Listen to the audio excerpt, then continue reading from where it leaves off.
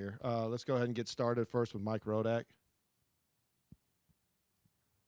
Can you hear me? Sorry, I think I hit the wrong button. You got me? Yeah, we got you. Okay, sorry.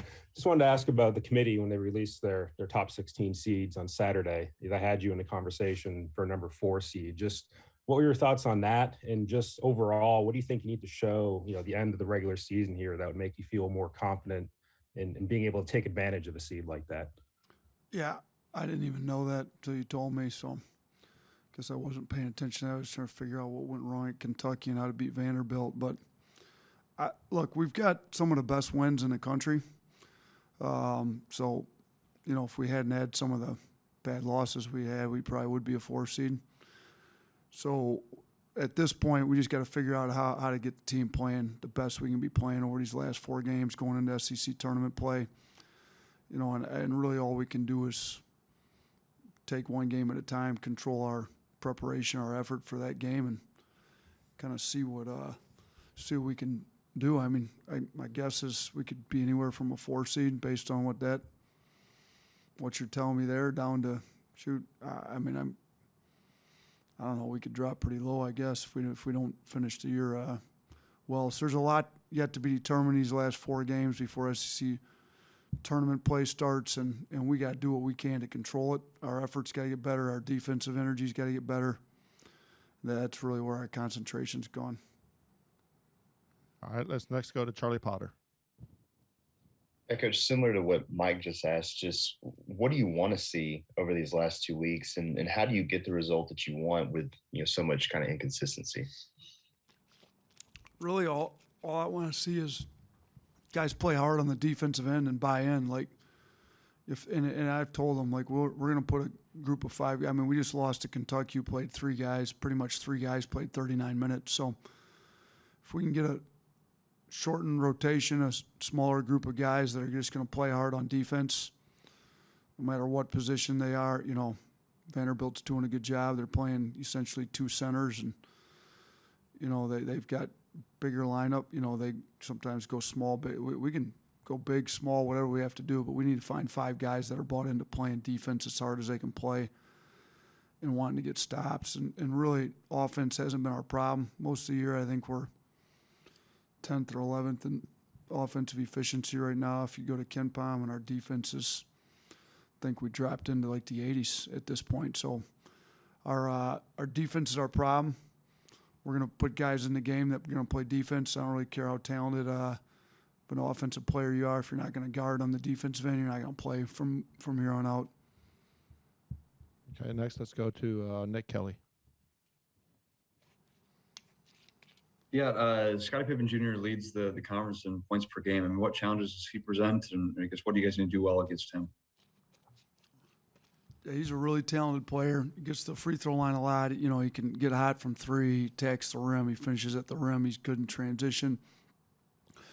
We're going to have to rotate a few different guys on him, but whoever's on him has to make sure they stay in front of him and not give up open threes and do all that without fouling, because he's got a knack for picking up fouls and getting to the free throw line. So, I mean, he's talented. He's a high IQ player. They run good stuff for him. They put him in a lot of different situations. He's a handler a lot of times. They also got him coming off ball screens. So I don't think you can concentrate on one thing with him and take him out of his game. He's multi-talented. He's got a great overall skill level. He can pass the ball if you want to run guys and double him.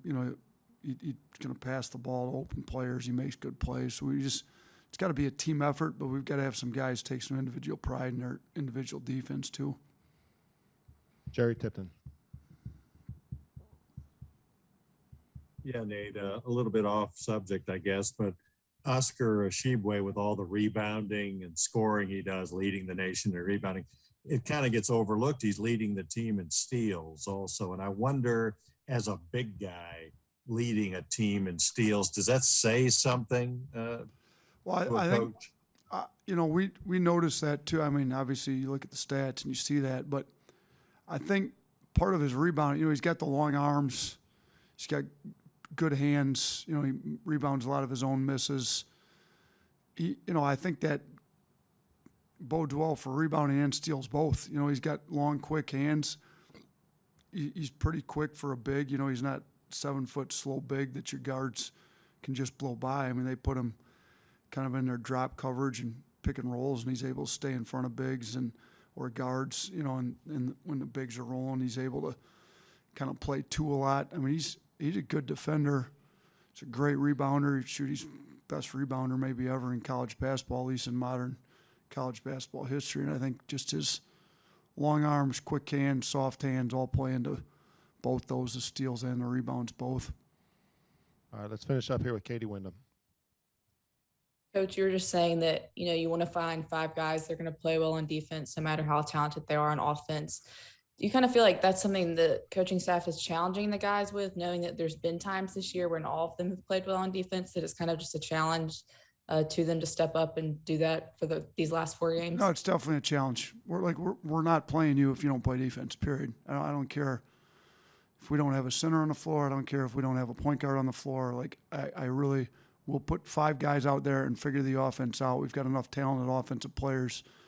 We'll figure the offense out. If you're not going to play defense at the level that we need you to play and you're capable of playing and have shown us you have played in the past, because every guy that we played in the rotation has shown us they're more than capable of being a great defender when they're locked into that end of the floor. So if you're not going to do that, then we're not going to play you.